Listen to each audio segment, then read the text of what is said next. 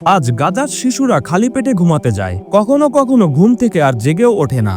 বোমা যখন ঘরে পড়ে তখন প্রশ্ন করা যায় না মুসলিম, খ্রিস্টান না নির্দোষ শিশু। তাদের জন্য শুধু আছে ধ্বংস আর মৃত্যু। কিন্তু আপনি জানেন কি, আমরা অনেকেই নিজের অজান্তেই এই অত্যাচারের অংশীদার হয়ে যাচ্ছি। ফাইবার, হ্যাঁ, এই জনপ্রিয় ফ্রিল্যান্সিং সাইটটির হেড অফিস রয়েছে ইসরায়েলের তেল আবিবে। আপনি যখন ফাইবারে কাজ করেন, ওরা আপনার ইনকামের 20% কমিশন রাখে, আর সেই টাকা যায় ইসরায়েলের অর্থনীতিতে। সেখান থেকে সন্ত্রাসী রাষ্ট্র সংগ্রহ করে অস্ত্র, গাজায় বোমা ফেলতে।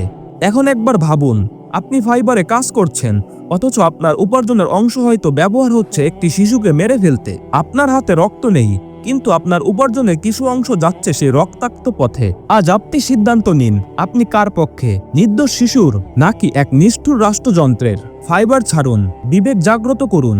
আজ গাজা, কাল আপনার দেশও হতে পারে, কেননা ওদের টার্গেটই আমাদের মুসলিম দেশগুলো।